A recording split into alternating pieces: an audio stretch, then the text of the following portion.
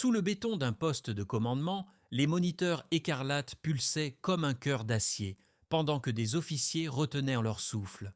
Trois nombres, 12 camions, 14 minutes, zéro survivant, scellaient une opération que personne n'aurait validée à la lumière du jour, mais que tous redoutaient de devoir expliquer demain.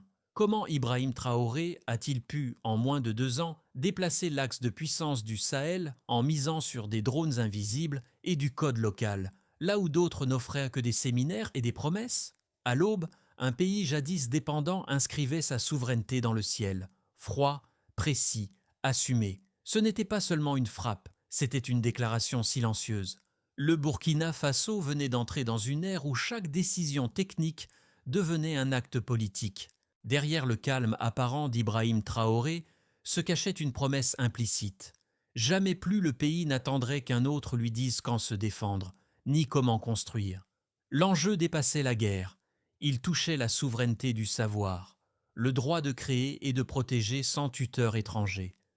Pour un continent trop souvent invité à copier, cette fois il s'agissait d'inventer. Si ce pari échouait, le pays s'isolerait, sous sanction, peut-être même sous blocus technologique. Mais s'il réussissait, il prouverait que l'Afrique pouvait coder sa propre sécurité, pièce par pièce, ligne par ligne. Et dans ce frisson d'équilibre entre audace et chute, naissait une nouvelle forme de pouvoir, celui du silence qui construit avant de parler. Le jour du premier essai officiel n'avait rien d'héroïque. Un hangar poussiéreux, des lampes suspendues et des ingénieurs trop jeunes pour savoir qu'ils faisaient l'histoire. La révélation n'est pas venue du ciel, mais du sol. En 18 mois, une équipe locale avait conçu, codé et lancé une flotte de drones que les analystes occidentaux estimaient impossible avant 10 ans. Cette disproportion entre prévision et réalité allait devenir la clé du récit. Comment un pays sans ressources majeures ni soutien extérieur avait-il franchi un tel cap? La réponse se trouve dans un triangle d'alliances inédit. D'un côté, Ibrahim Traoré, militaire devenu stratège industriel, de l'autre, la scientifique Louma Tanari, exilée des universités occidentales pour avoir refusé les brevets imposés. Et enfin, un cercle d'ingénieurs anonymes formé entre Moscou et Bobo Dioulasso. Leur point commun, la colère d'avoir toujours entendu qu'il fallait attendre l'aide, suivre les procédures, se conformer au protocole. Leur premier prototype avait échoué. Perte de signal, surchauffe moteur, atterrissage brutal. Mais au lieu d'abandonner, Tanari redéploya tout le code, réécrivit l'algorithme de stabilisation avec un seul ordinateur fonctionnel. Dès le troisième test, la machine se maintint 22 minutes en vol, record africain non officiel, mais suffisant pour convaincre Traoré de passer à l'étape suivante. La militarisation. L'armée n'y croyait qu'à moitié. Certains généraux dénonçaient une folie technologique. D'autres craignaient la réaction des partenaires étrangers. Pourtant, une nuit, dans le silence d'un centre de commandement souterrain, Traoré ordonna la première mission réelle. Aucun communiqué, aucune validation. Juste un ordre, faites-le, sans attendre. Quand les images satellites révélèrent 12 camions réduits en cendres et 0 victime civile, le doute disparut. Le Burkina Faso venait d'annoncer au monde qu'il maîtrisait l'arme du futur, sans licence, sans permission et surtout sans bruit. Parmi les visages discrets de cette révolution silencieuse, celui de Louma Tanari s'impose comme le fil conducteur. Docteur en robotique, renvoyée d'un programme européen pour avoir refusé la tutelle technique, elle avait juré de ne plus jamais demander d'autorisation pour innover. Sous sa direction, une vingtaine de jeunes ingénieurs travaillèrent nuit et jour dans un ancien entrepôt de coton à Koudougou, transformé en laboratoire improvisé. Ils n'avaient ni climatisation ni générateur fiable, mais possédaient quelque chose de plus rare, la conviction que chaque ligne de code était un acte de résistance. Quand Ibrahim Traoré leur rendit visite pour la première fois, il ne portait ni uniforme ni insigne. Il écouta longtemps sans interrompre, observa les drones immobiles sur les établis, puis prononça simplement « Je ne vous demande pas de construire une arme, je vous demande de bâtir une dignité ». Cette phrase, reprise plus tard dans la presse, devint un credo national. Quelques semaines plus tard, le premier vol autonome réussit sans assistance étrangère. L'image du drone noir traversant l'horizon fut filmée par un téléphone et partagée anonymement sur les réseaux. En moins de 24 heures, la vidéo atteignit des milliers de vues. Les hashtags Code africain et Traor Vision apparurent spontanément, transformant un projet secret en symbole collectif. Pour la première fois, les Burkinabés virent un résultat tangible d'une stratégie fondée sur eux-mêmes. Ce n'était pas une victoire militaire encore, mais un basculement psychologique, la preuve que l'impossible n'appartenait plus aux autres. Et derrière cette réussite naissante, un homme silencieux tenait le fil, Ibrahim Traoré, celui qui avait parié sur l'intelligence avant la dépendance. Tout commença 3 jours avant l'aube du 17 juillet. Un message intercepté sur une fréquence brouillée mentionnait un convoi étranger franchissant la frontière sud. Aucune confirmation visuelle, mais trop d'indices pour ignorer le signal. Véhicule blindé, matériel occidental, itinéraire rural. À minuit, le centre de commandement de Ouagadougou entra en veille active. Ibrahim Traoré n'était pas censé être là. Mais il entra sans escorte, posa son manteau sur une chaise et observa les écrans. Personne n'osa parler. Sur la carte, 12 points rouges avançaient lentement vers un village connu pour son marché hebdomadaire. Il demanda une seule chose. Civils dans la zone ? Réponse : négatif, tous réfugiés depuis la veille. Alors il dit : activez Falcon 1. Dans le hangar, le grondement des rotors coupa le silence. 3 drones décollèrent, presque en même temps, invisibles à l'œil nu. Pas de projecteur, pas de compte à rebours, juste le souffle du vent et la tension d'un pays qui, pour la première fois, agissait sans autorisation extérieure. Dans la salle, le général Moharé se tenait debout, mains jointes derrière le dos. À côté de lui, Dr Tanari suivait les lignes de code en temps réel. Un bug minime, une variation de température, et tout pouvait s'effondrer. Mais les chiffres restaient instables. Altitude 6800, distance cible 12,6 km. Traoré fixait l'écran. Il ne bougeait pas. Il murmura seulement : « Nous n'attendons plus ». La première frappe tomba sur le véhicule de tête. Explosion nette, chirurgicale. Aucune propagation de feu. Les soldats dans la salle de contrôle restèrent muets. La deuxième frappe suivit 12 secondes plus tard, détruisant le centre de communication du convoi. La troisième, finale, neutralisa le camion d'armement. 0 dommage collatéral, 0 victime civile. Pendant 20 minutes, le pays retint son souffle. Puis la voix d'un opérateur brisa le silence. Cible neutralisée, mission accomplie.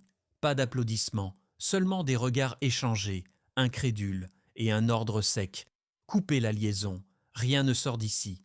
Au même instant, dans le village voisin, une femme âgée leva les yeux vers le ciel. Elle ne vit rien, n'entendit rien, mais elle sentit la terre vibrer sous ses pieds. Le lendemain, elle dira simplement « Le tonnerre nous a protégés ». Dans les heures suivantes, des clichés satellites commencèrent à circuler. Des experts en Europe parlaient d'un événement anormal. Aucune signature thermique ne correspondait aux armes connues. Les analystes hésitaient. Attaque russe ? Sabotage local ? Prototype inconnu ? Mais à Ouagadougou, un seul mot résonnait : autonomie. Le soir même, Ibrahim Traoré convoqua ses officiers. Pas de discours triomphal, juste une phrase : ce que nous avons fait aujourd'hui, nous le referons demain, mais mieux. Autour de la table, personne ne répondit. Chacun savait que le pays venait de franchir une ligne invisible, celle où la peur cède la place à la maîtrise. Cette nuit-là, les drones rentrèrent silencieusement. Et dans le noir, un continent s'éveillait à sa propre puissance. Les premiers rapports confirmèrent l'exploit.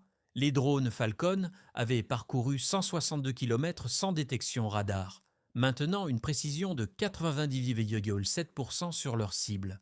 3 frappes, 3 destructions, 0 perte humaine non combattante. Ces chiffres, froids mais clairs, redéfinissaient le lexique militaire du Sahel. En comparaison, les systèmes de surveillance régionaux, souvent hérités de programmes français ou onusiens, présentaient une marge d'erreur moyenne de 27% sur des terrains similaires.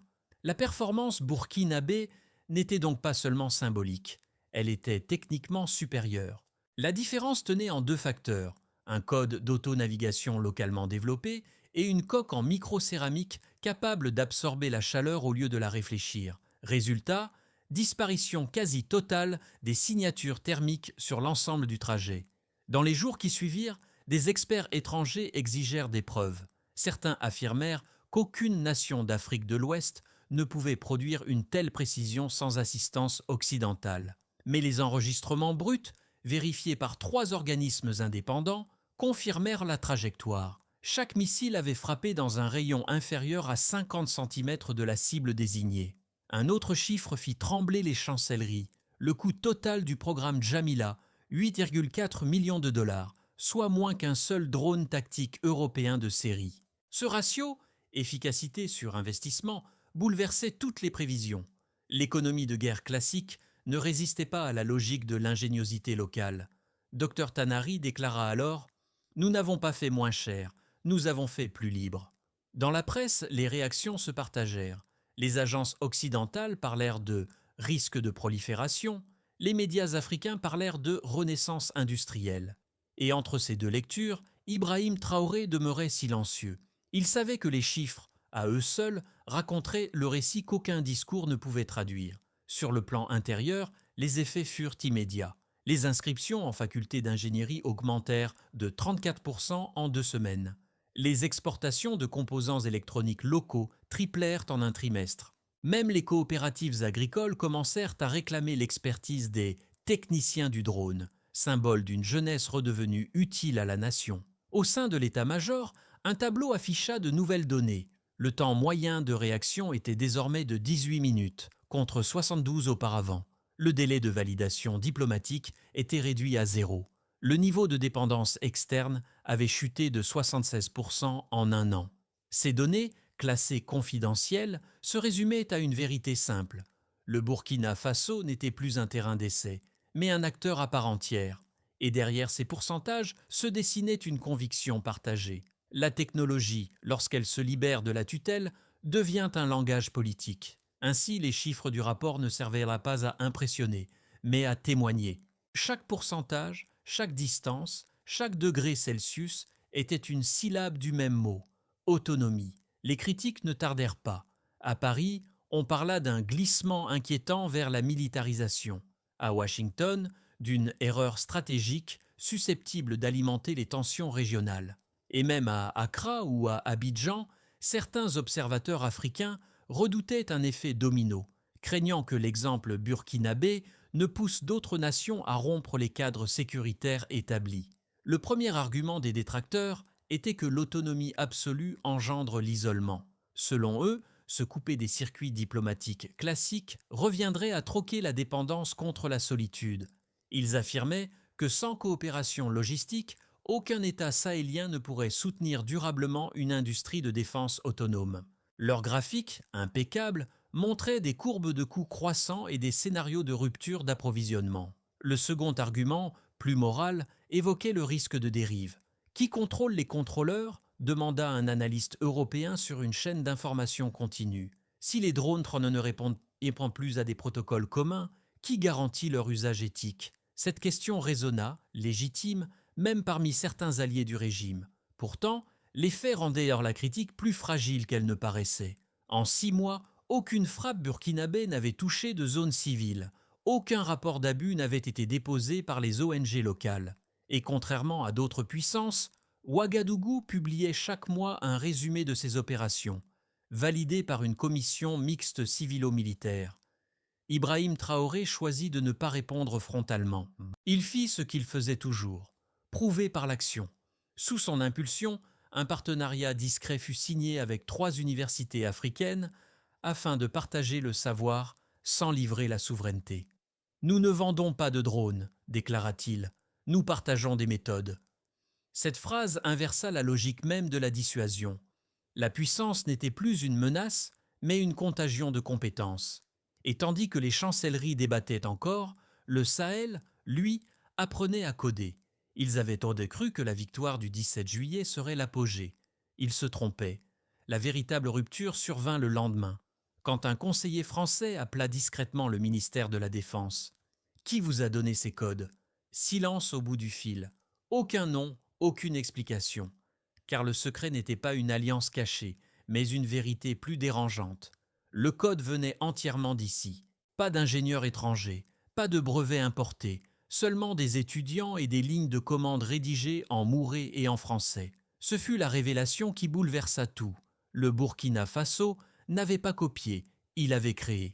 Ibrahim Traoré ordonna alors la mise en place d'un second programme plus vaste, plus discret encore. Pour chaque pièce que nous maîtrisons, remplaçons-la. Une politique d'indépendance totale, appliquée au transistor comme à la pensée. Ce fut le moment charnière, l'instant où le pays cessa de rattraper le monde pour commencer à le surprendre. Sur le plan national, l'armée burkinabé connut une transformation sans précédent. Les anciennes hiérarchies, figées depuis l'époque coloniale, cédèrent à la place à des cellules mixtes où ingénieurs et officiers partageaient le même rang décisionnel. Les formations militaires intégrèrent désormais des modules de programmation, d'analyse thermique et de cybersécurité.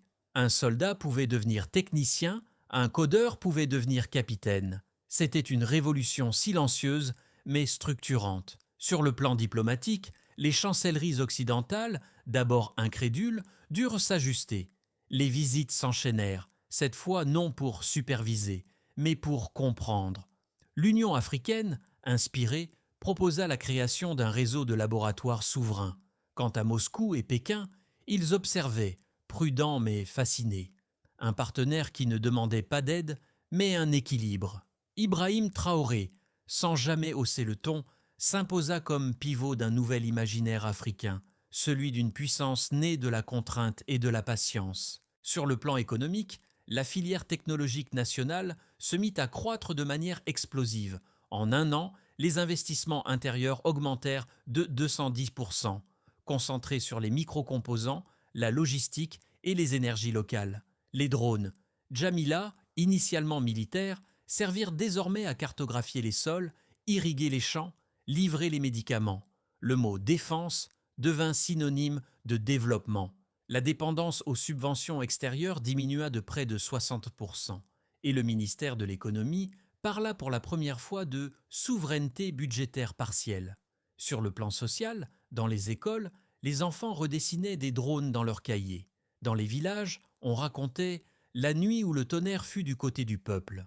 Les femmes de Koudougou fondèrent une coopérative d'impression 3D pour produire des pièces de maintenance locales. Et partout, le nom de Dr Louma Tanari devint un symbole, celui d'une scientifique qui avait transformé la peur en fonction. Pourtant, derrière la fierté, une vigilance nouvelle naquit. Traoré rappelait sans cesse « Nous ne combattons pas pour gagner, nous construisons pour durer ». Le pouvoir restait fragile, car chaque avancée technique attirait son lot d'yeux étrangers. Mais désormais, le pays ne réagissait plus, il anticipait, et dans ce nouvel équilibre, l'Afrique voyait ce qu'elle n'avait plus vu depuis longtemps, un modèle né d'elle-même. Les analystes du ministère élaborèrent 3 trajectoires possibles pour les 12 mois à venir. Dans une première voie, le Burkina Faso consolide ses acquis. Les unités de drones restent déployées dans un rayon de 300 km, limité aux zones frontalières les plus sensibles. Les budgets de défense demeurent constants, autour de 2,1% du PIB, tandis que la recherche absorbe la moitié de ce montant. Les échanges régionaux se normalisent. Niamey et Bamako intègrent un protocole de partage de données techniques sans interférence extérieure. Cette voie offre stabilité et autonomie mesurée, mais risque la stagnation si la pression diplomatique s'intensifie. Dans une deuxième voie, l'initiative Jamila devient continentale. 5 pays sahéliens rejoignent un consortium baptisé Alliance du Code. Les laboratoires de Koudougou exportent leurs modules logiciels vers Nairobi et Pretoria. Le PIB technologique croît de 6,8% en un an. Les sanctions prévues par l'Union européenne s'allègent, remplacées par des partenariats commerciaux. L'image d'Ibrahim Traoré évolue. D'officier de rupture à architecte, d'un modèle africain de dissuasion pacifique. Cette voie promet prestige régional et montée en compétences, mais risque la dilution de la souveraineté si la coopération devient trop ouverte.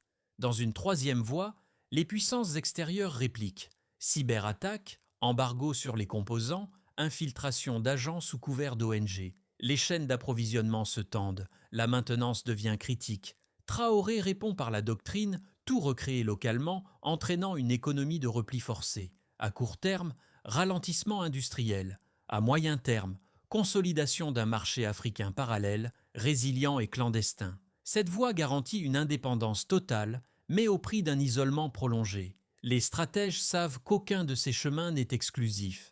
La réalité oscille souvent entre l'éclat et l'ombre, mais une certitude demeure. Quelle que soit la trajectoire, le pays ne reviendra plus en arrière. Le ciel appartient désormais à ceux qui ont osé lever les yeux.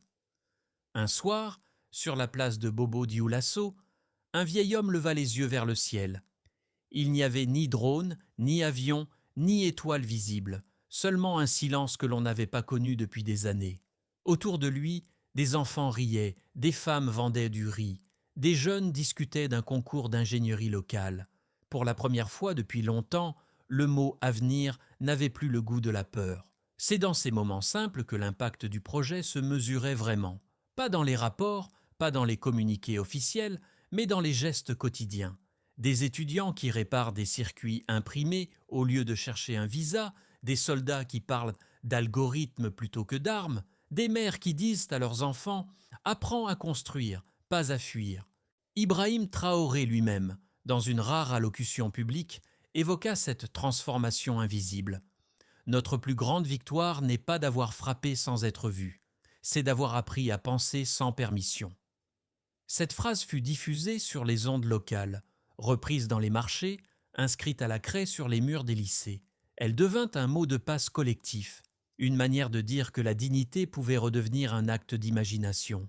À travers ce changement d'état d'esprit, le Burkina Faso cessait d'être une histoire à suivre. Il devenait un miroir pour tous ceux qui doutaient encore de leur propre capacité à inventer.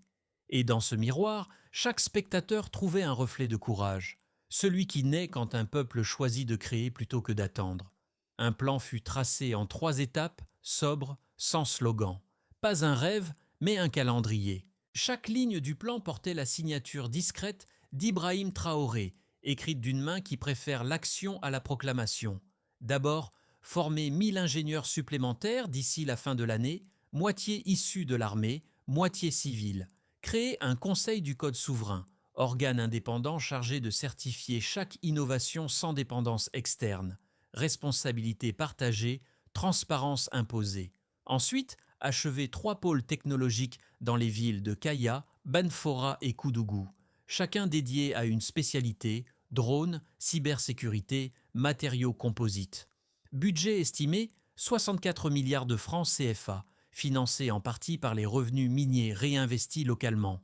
Objectif : faire de la recherche un moteur économique, non un luxe académique. Enfin, un calendrier sur 18 mois avec une logique simple. Déployer, évaluer, adapter. Pas de dépendance à des échéances extérieures, pas de validation politique. Chaque trimestre, un comité de citoyens et de techniciens publie un rapport ouvert, garantissant que la technologie reste au service du bien commun. Cette feuille de route n'a rien d'un manifeste. C'est un outil, brut, précis, ancré dans la réalité. Et pourtant, en filigrane, elle dessine un horizon, celui d'un pays qui ne veut plus suivre le progrès, mais le fabriquer. Là réside la véritable révolution, lente, méthodique, irréversible. Dans l'ancien hangar de Koudougou, celui où tout avait commencé, les murs portent encore les traces de brûlure du premier essai raté.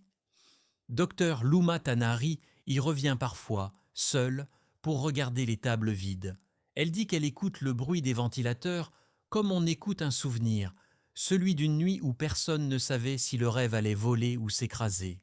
Au fond du bâtiment, un vieux drone noir repose sous une bâche. Dessus, 3 lettres peintes à la main, LT01.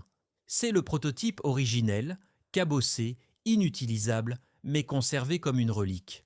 Quand un jeune ingénieur lui demanda pourquoi ne pas le démonter pour récupérer les pièces, elle répondit simplement « Parce que c'est la preuve qu'on a eu peur et qu'on l'a fait quand même ». Ce drone, aujourd'hui exposé à l'entrée du Centre national de technologie, est devenu un symbole silencieux. Chaque visiteur passe devant sans un mot, mais chacun comprend. C'est ici que la dignité a pris forme.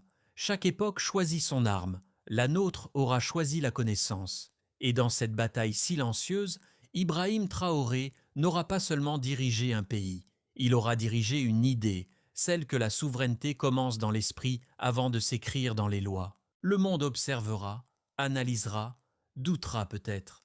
Mais le vrai test ne viendra pas des puissances extérieures, il viendra du peuple lui-même, de sa capacité à continuer sans héros, à transformer la victoire en méthode.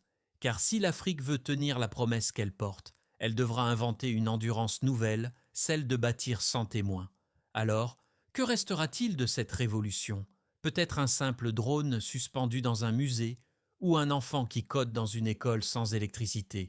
Mais dans ces gestes minuscules réside la réponse à la question ultime.